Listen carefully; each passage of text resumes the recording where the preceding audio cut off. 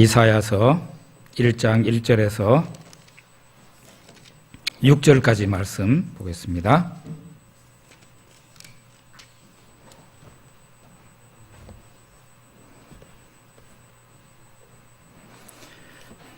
같이 읽어봅니다.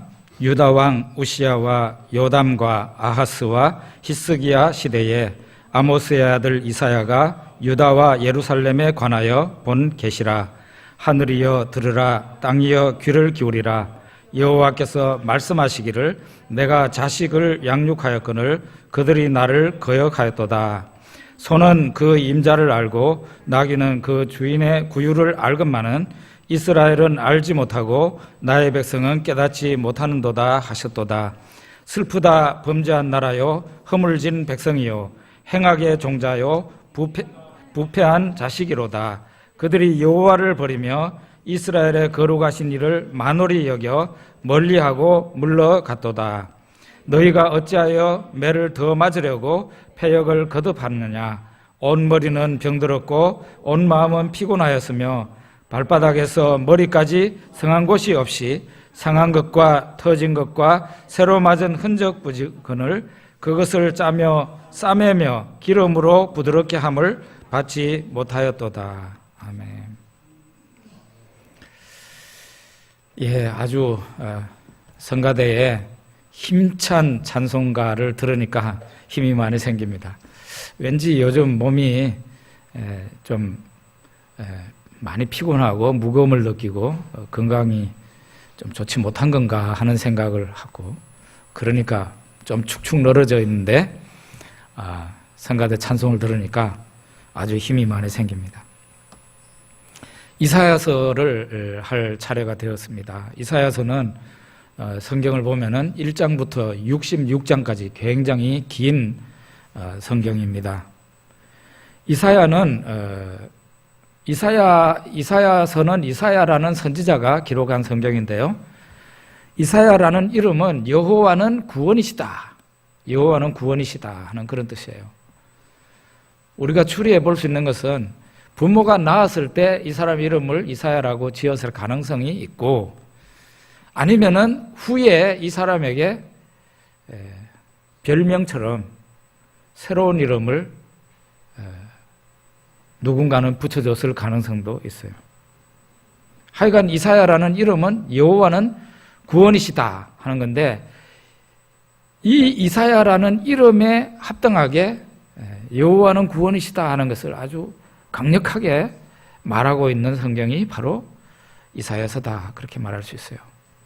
이사야 선지자는 왕족이거나 아니면은 고위층의 귀족 집안 출신입니다. 그렇기 때문에 왕과 왕족들, 신하들을 자유롭게 만날 수 있는 그런 위치에 있었던 사람입니다.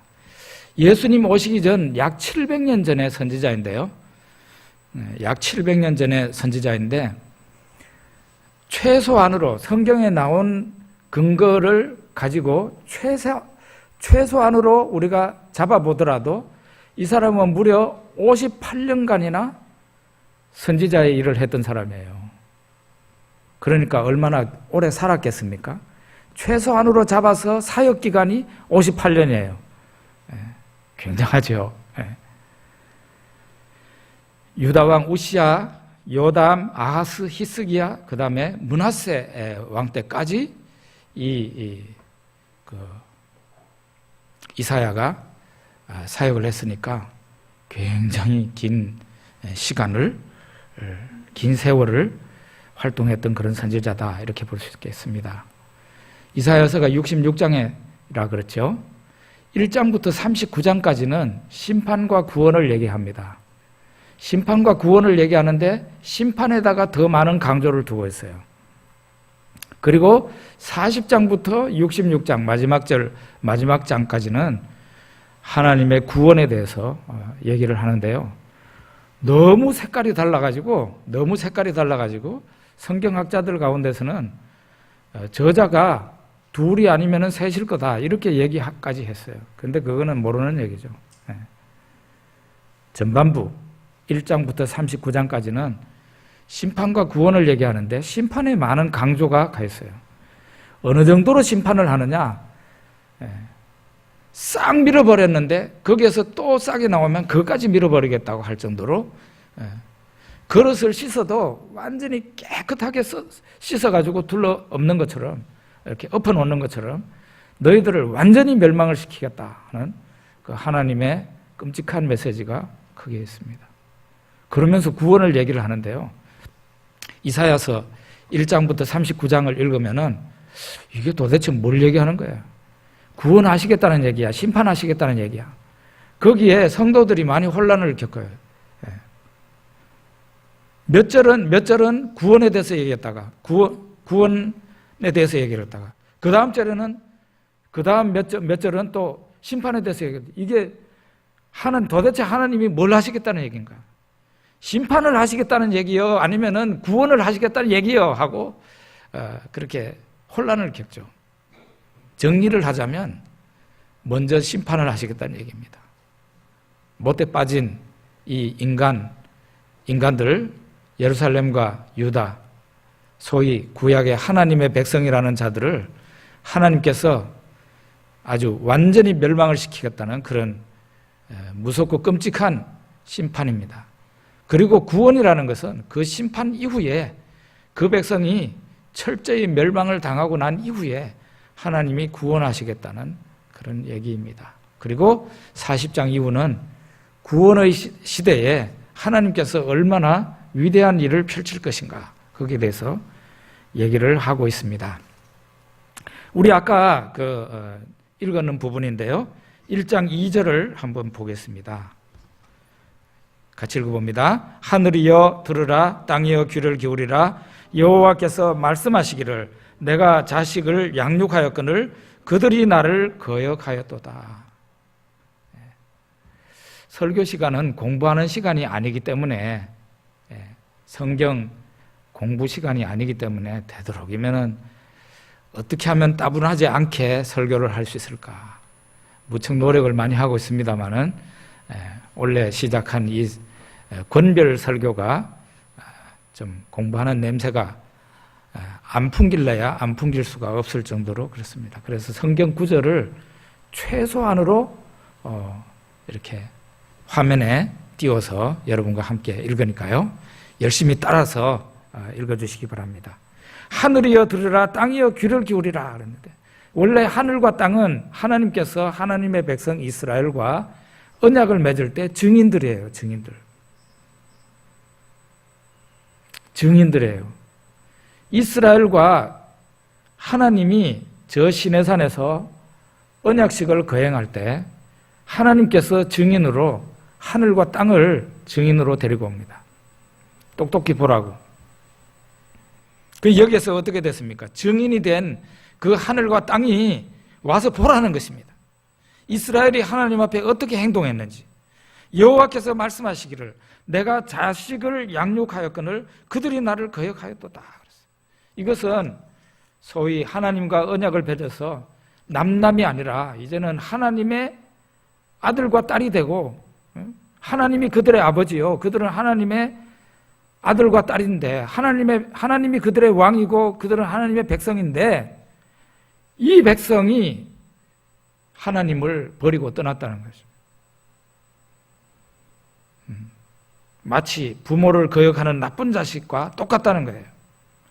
부모가 자식을 양육을 했더니 그 자식이 나중에 당신이 내 부모요 이렇게 얘기를 하는 거예요. 그거하고 똑같다는 거죠. 소와 나귀는 그 주인을 알고 자기가 원래 살던 곳 마구간을 알지만 너희들은 너희의 아버지인 나를 모르고 있다. 하나님이 이렇게 말을 하고 있는 것이죠. 그래서 하나님께서는 말씀하셔요. 너희는 이미 알고 있는지는 모르겠지만 너희는 이미 매를 많이 맞았다는 거예요. 이미 매를 많이 맞았다고 얘기를 합니다. 5절 봅시다. 1장 5절. 너희가 어찌하여 매를 더 맞으려고 패역을 거듭하느냐. 온 머리는 병들었고 온 마음은 피곤하였으며. 하나님을 멀리하니 이미 많이 맞았다는 거예요. 이미 온몸에 상처뿐이라는 겁니다. 심지어는 맞은데 또 맞아가지고, 맞은데 또 맞으면 다친데 또 다치면 어떻게 되는 겁니까? 훨씬 더 나중에는 고치기 힘들 정도로 머리끝에서 발끝까지 전부 다 얻어 터진 데 밖에 없다는 것입니다. 무엇 때문에? 하나님을 떠난 죄 때문에 그렇다는 거예요. 근데 하나님이 사람 가운데 괴팍한 사람처럼 그렇게 하시지는 않습니다. 하나님은 오래 참으시는 분이라 했잖아요. 처음에는 그 백성이 하나님을 배반하고 하나님을 떠나고 그래도 오늘 하나님을 떠나는데 내일 바로 매를 들고 두들겨 패시고 그렇게 하시진 않아요. 하나님이 처음에는 경고를 하셔요. 자꾸 경고를 하셔요. 그러다가 어느 시점이 지나면은 잽이 날라옵니다. 잽. 건투에서 잽이라는 거예요. 이렇게 살짝 톡톡 치는 거잖아요. 이게 사람에게 어려움이 와도 처음에는 적은 어려움이 오는 거예요. 그래서 이런 것을 얻어맞으면서도 하나님이 나를 패고 계시는가 그걸 잘 몰라요. 그런데 나중에는 잽을 맞으면서도 하나님 앞에 돌아오지 않으면 그 다음에는 큰 몽둥이가 날아가기 시작합니다. 이스라엘은 어느 정도였느냐? 머리끝에서 발끝까지 상처밖에 없었다 이 말이에요. 이거는 매를 때리면은 부모가 약을 발라가면서 상처를 치료하는데 이거는 상처 치료할 사이도 없이 계속 맞으니까 머리끝에서 발끝까지 온통 상처뿐이라는 거예요. 이미 매를 많이 맞았다고 하나님이 그 백성들에게 말을 하고 있어요. 그런데 그럼에도 불구하고 매를 많이 맞았음에도 불구하고 계속 그런 식으로 살면 어떻게 되느냐 하나님이 말씀하시는데요. 이사야서 3장 25절 26절에 보면은 나옵니다. 같이 읽어봅시다. 너희의 장정은 칼에 너희의 용사는 전란에 망할 것이며 그 성문은 슬퍼하며 곡할 것이요 시온은 황폐하여 땅에 앉으리라 그랬어요. 이게 뭔가 하면은 그날에 너희 모든 아름다움과 너희 모든 귀한 것을 싹 없애버리겠다 그랬어요. 너희 모든 용사는 다 죽게 된다 그랬어요. 그리고 너희의 도시는 심판을 받아서 황폐하게 된다는 거예요. 사람이 살지 못하는 곳이 되어버린다. 멸망이죠, 멸망. 계속 그렇게 얻어 터지는데도 안 돌아오면은 그 다음에는 하나님께서 결정적인 멸망의 결정타를 내릴 수밖에 없다.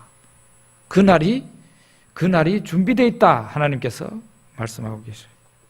그런데 이거는 멸망인데요. 멸망의 전조, 멸망의 전조가 이미 너희들에게 임했다라고 성경은 얘기하고 있습니다. 그것은 사람들이 소경이 되고 귀머거리가 되었다는 거예요. 그게 바로 멸망의 하나님이 이 백성을 멸하시기로 작정하신 그 증거라는 겁니다. 이제 조금 후면은 망한다는 거예요. 이사야서 6장 10절에 보면 나오는데요. 우리 같이 읽어봅시다. 이 백성의 마음을 둔하게 하며 그들의 귀가 막히고 그들의 눈이 감기게 하라. 염려하건대 그들이 눈으로 보고 귀로 듣고 마음으로 깨닫고 다시 돌아와 고침을 받을까 하노라 하시기로. 하나님께서 이사야 선지자에게 누가 나를 위하여 갈고 그랬어요. 누가 나를 위하여 가서 나의 일을 할 것인가, 나의 말을 전할 것인가 그랬을 때 이사야는 저를 보내주십시오 하고, 제가 여기 있습니다, 저를 보내주십시오 하고 이사야가 하나님 앞에 얘기를 했어요. 그때까지만 해도 이사야는 하나님이 이사야에게 좋은 소식, 반가운 소식, 사람들이 들으면은 웃을 소식을 주는 줄 알았어요. 그런데 이사야서 6장에 보면 하나님이 이사야한테 너 가서 말해라 하고 한 소식이 바로 이거였어요. 아까 우리가 읽었던 그거예요. 이 백성의 마음을 둔하게 하며 그들의 귀가 막히고 그들의 눈이 감기게 하라. 염려하건대 그들이 눈으로 보고 귀로 듣고 마음으로 깨닫고 다시 돌아와 고침을 받을까 하노라. 사람이 자기의 능력과 자기의 힘으로는 깨달을 수 없어요. 소경의 눈을 치료할 수 있습니까? 못 치료합니다.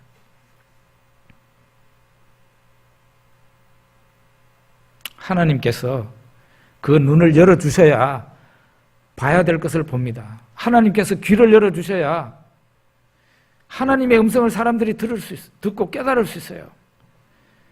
하나님께서 선지자 이사야를 통해서 먼저 전하라고 말하라고 했던 메시지는 참 불행한 소식입니다. 그것은 뭔가 하면은 말을 안 듣고 계속 얻어터지고 있는 그 백성들한테 가서 전하라는 것이 바로 그겁니다.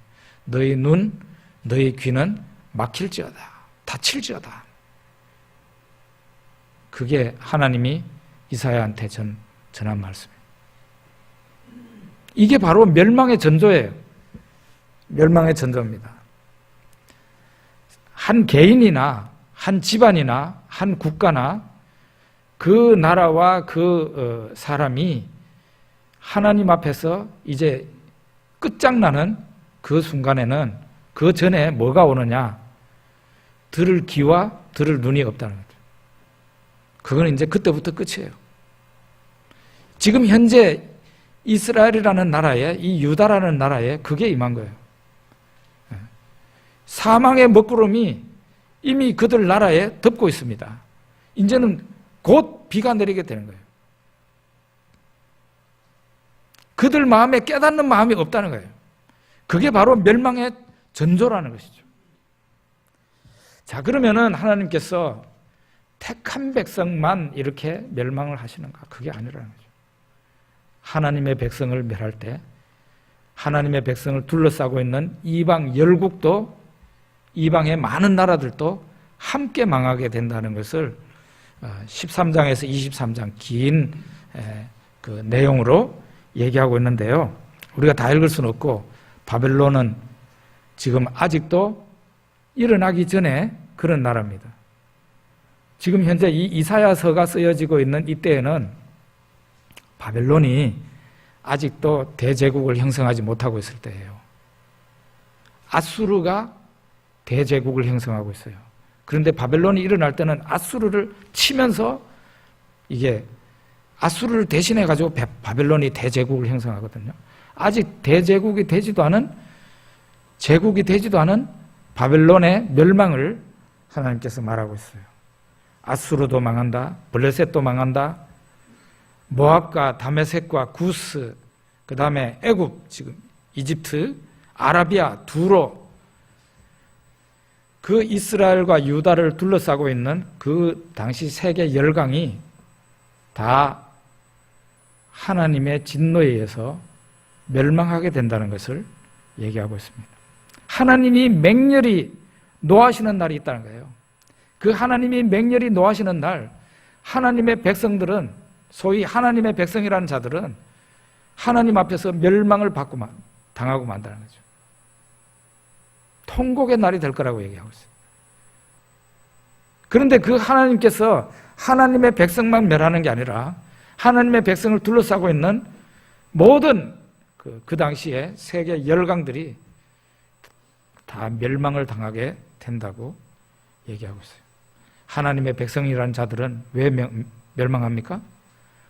하나님을 안 섬기고 다른 신을 쫓아가고 하나님이 하라는 것은 안 하고 하나님이 하지 말라는 것은 자꾸 했기 때문에 하나님의 백성이라는 자들이 하나님을 안 믿는 사람들하고 똑같아졌기 때문에 하나님께서 멸하시는 거예요. 그러면은 이방 열국, 하나님을 원래 안 믿었던 사람들은 왜 하나님이 멸망시키느냐? 이사야서를 읽어보면 그들은 교만했다는 거예요. 그들의 교만한 죄 때문에 멸망을 당하게 된다고 얘기하고 있어요. 그들은 원래 하나님을 몰랐던 사람들이에요. 원래 하나님을 몰랐던 그 사람들이 하나님 앞에 멸망을 받는 이유는 그들이 하나님 앞에 교만했기 때문에 멸망을 당한다는 거죠. 그날이 오게 된다고 이사야 선지자는 13장에서 23장까지 얘기하고 있습니다. 참 특이한 것이 하나 있는데요. 그건 뭔가 하면은 여호와의 날, 하나님의 날, 이사야서에는 그날에라는 말로 굉장히 그날이 계속 나오는데요. 이 하나님의 날을 무려 몇 번이나 얘기를 하는가 하면은 45번이나 그날에 대해서 얘기를 해요. 그날. 이사야서에 여호와의 날이라고, 하나님의 날이라고 되어 있는 날이, 그날이라고 얘기하는 날이 45번이나 나와요. 이 하나님의 날은 양면성을 띠고 있어요. 이사야서를 읽어보면 양면성을 띠고 있어요. 어떤 사람들에게는 이 하나님의 날이 멸망의 날이에요. 그런데 하나님을 믿는 하나님의 백성들에게는 그 날이 구원의 날이 됩니다. 양면성을 띠고 있어요. 양면성을 띠고 있는 날이에요. 우리가 읽어봅시다. 이사야서 13장 9절에 봅시다. 여기는 심판에 대해서 얘기하는데요. 보라, 여호와의 날 곧 잔혹히 분냄과 맹렬히 농하는 날이 이르러 땅을 황폐하게 하며 그 중에서 죄인들을 멸하리니. 여기 보면 여호와의 날을 얘기하는데, 여호와의 날은 이 경우에 있어서는 어떻습니까? 좋은 날이 아니라 멸망의 날, 모든 도시와 모든 사람들이 멸망을 당하는 날, 모든 죄인이 멸망을 당하는 날이에요. 여호와의 날이 여기에서는 좋은 날이 아니에요. 그런데 어떤 사람들에게는 이 여호와의 날이 좋은 날입니다. 이사야 26장 1절을 보겠습니다. 그날에 유다 땅에서 이 노래를 부르리라. 우리에게 견고한 성읍이 있으며 여호와께서 구원을 성벽과 외벽으로 삼으시리로다. 그날이 하나님을 경외하며 하나님 앞에서 살았던 하나님의 백성들에게는 구원의 날이 되는 거죠. 구원의 날. 눈물을 찔찔 흘리고 있던 사람이 갑자기 웃게 되는 날이 바로 그 날이라는 거예요. 하나님의 날. 하나님의 날이 죄인들한테는 어때요? 멸망의 날이지만은 하나님의 날이 하나님을 경외하는 사람들에게는 구원의 날이 되는, 기쁨의 날, 행복한 날이 된다는 거예요. 이 날은 하나님만이 영광과 높임을 받으시는 날이 된다고 그랬어요. 이사야서 2장 17절에 보면 나오는데요. 같이 읽어봅시다. 그날에 자고한 자는 굴복되며 교만한 자는 낮아지고 여호와께서 홀로 높임을 받으실 것이요.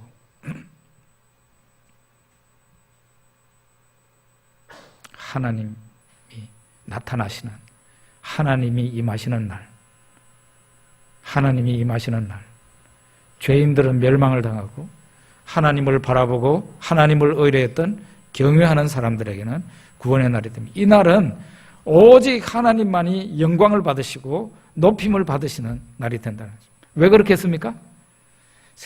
이 세상에 사람들이 자기 자신을 섬기는 사람 마찬가지고 우리나라의 국민의 절반 정도가 무신론자입니다. 이 신이고 저 신이고 다 싫다는 거예요. 믿을 사람은 나 하나밖에 없다. 무신론자예요. 그런데 그 이외에도 별별 신을 섬기는 사람들이 많이 있습니다. 그 가운데 하나님을 믿는, 예수님을 진실히 믿는 사람도 그 가운데 물론 있습니다. 멸망의 날이 이를 때 하나님께서 천지를 진동시키고 온 땅에 두려움으로 하나님께서 임하실 때 우상 숭배했던 사람들, 그 우상을 다 내던지게 되는 거죠. 자기를 믿었던 사람들, 자기라는 존재가 떨어지는 이파리 정도밖에도 못 되는 그런 사람이라는 것을 알게 되는 것이죠.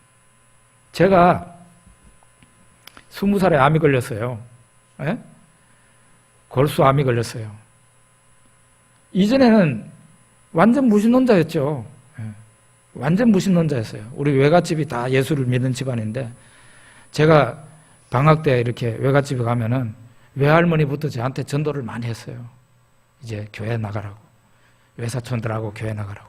그러면 거기 성탄절이나 이럴 때 과자 먹으러 교회 나가서 탄일종이 땡땡땡 부르고 그렇게 했어요. 근데 중학생, 고등학생 때가 되니까 제가 완전히 무신론자가 됐어요. 외갓집에 가면 뭐라 그러는가? 믿기는 뭘 예수를 믿어? 에? 내 주먹을 믿어라. 진짜로 제가 내 주먹을 믿으라 그랬어요. 그 어린 놈이 내 주먹을 믿으라고 그러죠. 외할머니한테.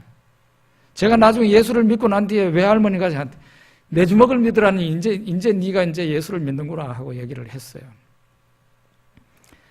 신이라는 존재가 있다고 생각을 안 했어요, 저는. 그리고 설사 있다고 치더라도 내가 왜 신을 믿어야 되는데? 이런 생각을 했던 사람이에요. 그런데 제 몸에 암이 탁 걸려서 이제 저는 적어도 몇 달 후에는 죽을 운명이 되었어요. 지금도 기억납니다. 지금도 기억나요. 제 고향 땅 앞에 조그마한 동산이 있는데 동산 위에 큰 바위가 있어요. 그 바위 위에 올라앉아가지고 이렇게 보니까 저 밑에 동네 그 들판이 쫙 보였어요. 어떤 생각이 들었는가 하면은 내가 참 내 인생이 참 허무하구나. 내가 신이라는 존재에 의해서 이 세상에 내가 그때는 하나님이고 예수님이고 그런 거 몰랐으니까요. 나는 신에 의해서 이 세상에 왔다가 잠시 왔다가 신이라는 존재에 의해서 사람들보다 빨리 가야 되는구나. 갑자기 유신론자가 돼서 유신론자. 하나님은 없다고 기고만장했던 제가 암이 걸리자 갑자기 하나님은 있다는 사람으로 바뀌어졌어요. 사람이요, 잘 나가고 형통할 때는 지가 신인 줄 알아요. 그렇지만은 정말 죽을 병에 걸리보고 불가항력적인 그런 절망에 부딪혀 보십시오. 지가 신인가? 예? 먼지만도 못하다는 사람 그것을 알게 된단 말이에요. 하나님이 전능자로 임하시는 날, 여호와의 날에는 모든 사람들이 하나님을 하나님으로 인정하고 받들게 되는 그런 날이 바로 하나님의 날이라 하는 것이에요. 이 하나님의 날의 양면성을 보여주는 사건이 바로 아시리아 제국의 대왕인 산헤립이라는 대왕이 유다와 예루살렘을 쳐들어왔을 때입니다. 이미 이 산헤립은 주변에 있는 모든 나라를 다 멸망을 시켰어요. 다 그냥 짓밟아 버렸어요. 산헤립 앞에 큰 나라 작은 나라가 모조리 다 불타고 멸망이 됐어요. 이제 남은 게 유다의 예루살렘밖에 안 남았어요. 예루살렘은 좀 높은 지역에 위치하고 있었으니까 공략하기가 쉽지 않았어요. 산헤립이 다른 나라를 차례차례로 다 쓰러뜨리고 난 뒤에 이제 예루살렘을 공격하러 왔어요. 산헤립이 신하를 보내가지고 이런 말을 합니다. 여호와가 능히 예루살렘을 내 손에서 건지겠느냐? 어느 나라의 신이 그 나라와 그 수도를 내한테서 건져냈느냐? 아무 나라의 신도 나를 건져내지 못했습니다. 내가 다 멸망을 시켰지. 그 신과 그 나라를 다 멸망을 시켰지.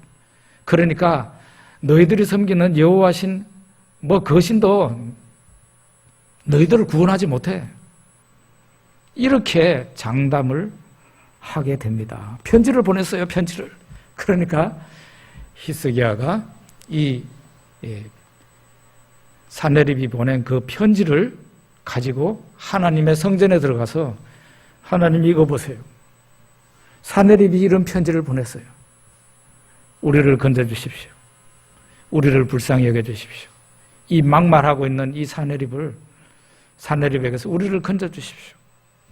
히스기야와 이사야와 하나님의 백성들이 정말 오직 하나님께만 기대를 걸 수 있죠. 하나님께만 부르짖을 수 있는 거예요. 바람 앞에 등불이었습니다. 그런데 어떻게 됐습니까? 어떤 날 밤에 하나님에게서 천사가 나갔습니다.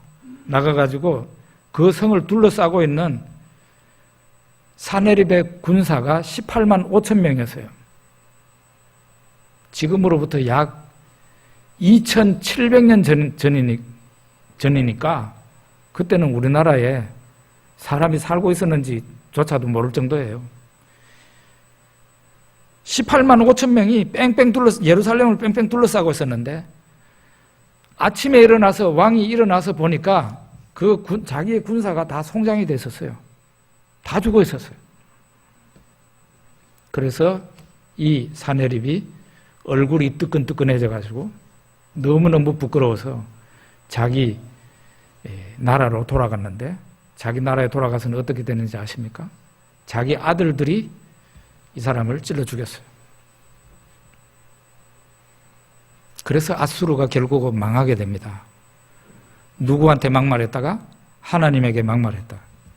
그 어떻게 됐는지 보십시오. 하나님의 날이 어떻게 됐는지. 하나님의 날에 죄인은 멸망을 당하고, 하나님의 날에 아무런 희망도 없이 오직 하나님만을 바라봤던 히스기야와 유다 땅은 구원을 받은 겁니다. 이런 양면성이 있는 것이죠. 이제 우리가 40장부터 66장까지를 보게 되는데요. 여호와 하나님은 위대한 구원자이시다.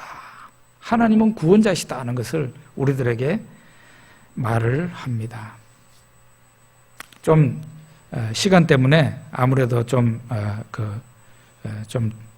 건너뛰어서 얘기를 해야 되겠어요.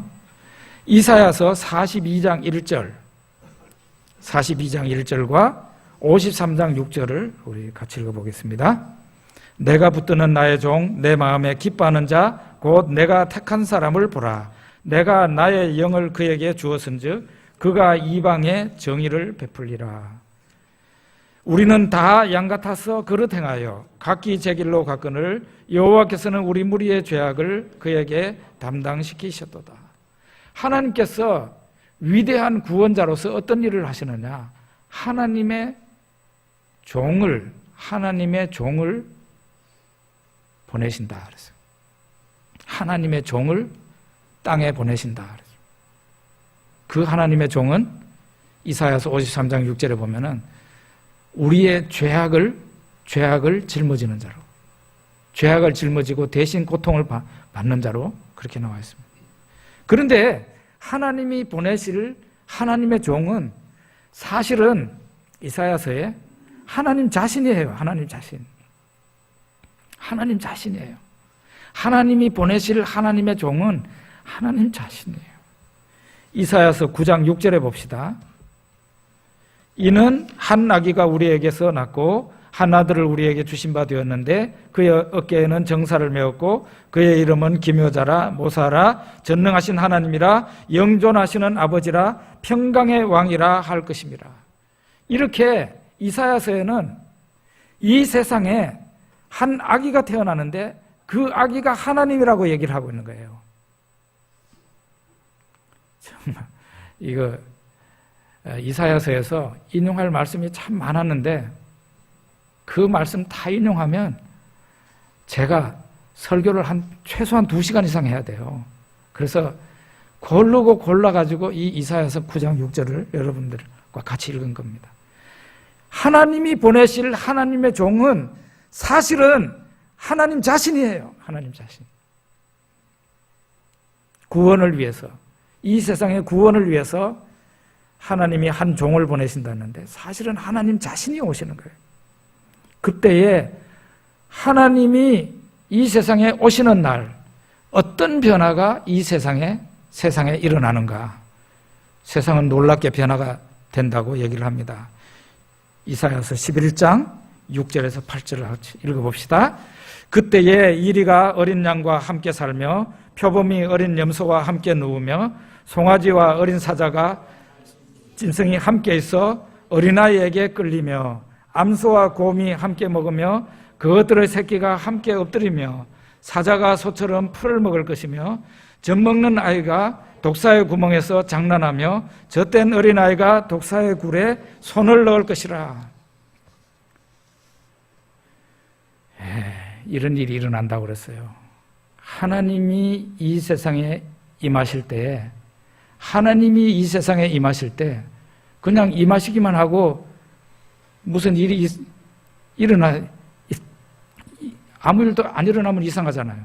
하나님이 이 세상에 특별한 목적을 가지고 오시는 거죠. 이 세상의 변화를 위해서, 이 세상의 구원을 위해서, 이 세상의 구원을 위해서 이 세상에 오시는 거예요. 하나님 자신이. 그때에 어떤 변화가 일어나느냐? 이리가 어린 양과 함께 살게 된대요. 그리고 표범이 어린 염소와 함께 이렇게 누워있대요. 표범이 원래 어린 양을 보면, 어린 염소를 보면 어떻게 해야 될까? 당장 잡아 먹어버리죠. 그런데 어린 염소와 같이 이렇게 드러누워 있고, 사자와 살찐 짐승이 함께 있고, 그걸 어린아이가 이렇게 사자 귀를 땡기고, 이라이라 하면서 돌아다니는 그런 세상이 온다, 이런 말이에요. 어린아이가 독사굴에 손가락을 집어넣고 있어도 아무 문제가 없는 그런 때가, 세상에 변화가 온다고 얘기를 하고 있습니다. 이게 뭔 얘기일까요, 이게? 하나님이 이 세상에 구원자로 오시는 날, 세상은 변화가 되는데 어떤 변화가 오는가 하면은 세상의 모든 불화와 모든 갈등, 모든 싸움이 사라진다는 것을 이런 식으로 표현을 한 거예요. 인간과 인간 사이의 불화가 해소됩니다. 이거 이전에 하나님과 인간이 불화했었죠? 그런데 예수 그리스도께서 오심으로써 하나님과 사람이, 하나님과 인간이 불화가 아니라 이제는 평화로운 친구가 되는 것이죠. 그리고 하나님과 인간이 화해를 하면서 화목하게 되면서 인간과 인간도 화목하게 되고, 인간과 인간과만 화목이 일어나는 게 아니라 자연계도 사실은 사람의 죄 때문에 자연계가 망가졌어요. 약육, 강식의 자연 세계지 않습니까? 강한 자만 살아남는. 자연계도 지금 계속해서 싸우고 있단 말이에요. 인간만 싸우는 게 아니에요. 서로 잡아먹지 않습니까? 그런데 그것도 구세주가 오시는 날, 하나님이 구세주로 오시는 날, 자연 안에서도 싸움과 갈등이 없어진다는 거예요. 우리는 결국 이것은, 이런 갈등과 싸움은 사람 안에서 싸움, 갈등, 자연 안에서의 갈등과 싸움은 뭐 때문에 온 겁니까? 사람의 죄 때문에 이런 것이 생긴 거예요. 사람이 죄인이 되면서부터 이런 게 온 거예요. 이제 하나님이 이 세상에 구원자로 오시게 되면 죄의 문제가 처리가 돼요. 사람의 죄의 문제가 해결이 됩니다.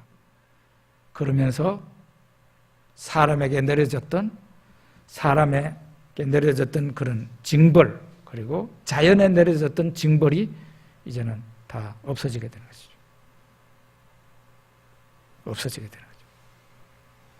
여러분과 저는 하나님의 종 예수 그리스도께서 오신 이후에 살고 있는 사람들입니다. 우리 모두는 다 예수님을 하나님으로 믿고 있잖아요.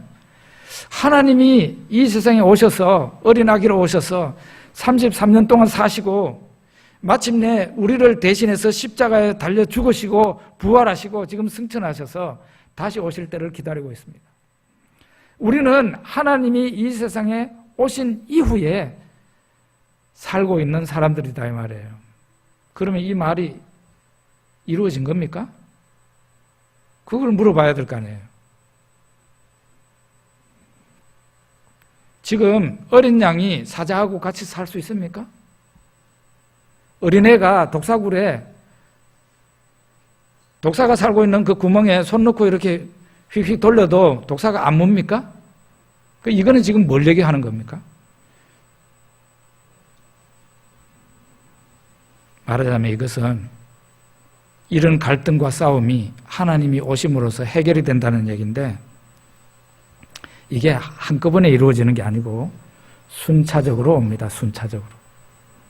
일단은 우리 믿는 자 안에, 우리 예수 그리스도를 믿는 자 안에 평화의 영, 성령께서 우리 믿는 자 안에는 다 오십니다.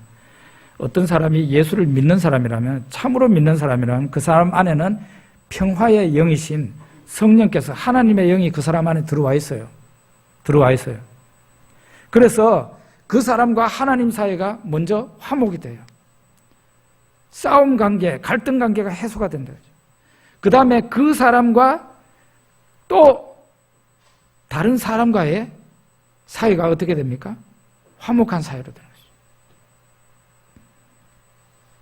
그리고 우리로 하여금 평화의 영이신 성령께서 세상에 나가서 평화의 사신이 되라고 하시는 거예요.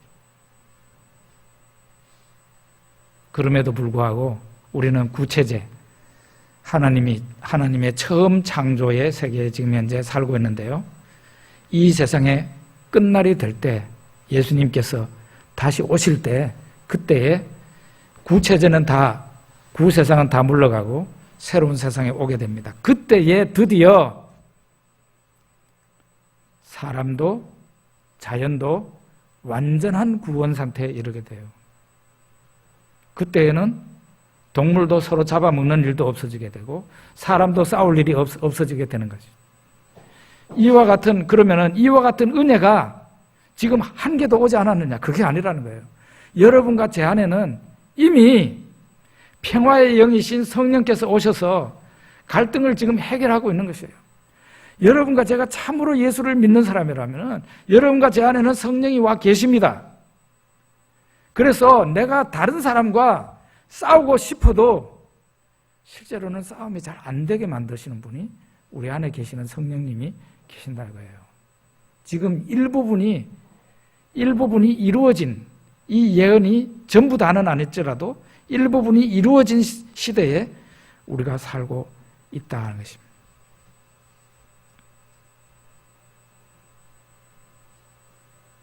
이사야는 이제 하나님 앞에 기도합니다. 이 위대한 구원자가 되실 하나님 앞에 기도합니다. 이사야 64장 8절에 보면 나오는데요. 다 같이 읽어봅시다. 그러나 여호와여 이제 주는 우리 아버지시니이다. 우리는 진흙이요 주는 토기장이시니 우리는 다 주의 손으로 지으신 것이니이다. 회복이 돼야 됩니다. 모든 하나님을 떠났던 마음은 하나님께로 돌아와야 돼요. 하나님을 인정하지 않았던 사람들은 하나님께로 돌아와야 돼요. 우리의 삶 가운데, 우리의 마음 가운데 하나님을 떠났던 어떤 구석이 있다면 그거는 하나님 앞에 정위치로 돌아와야 돼요.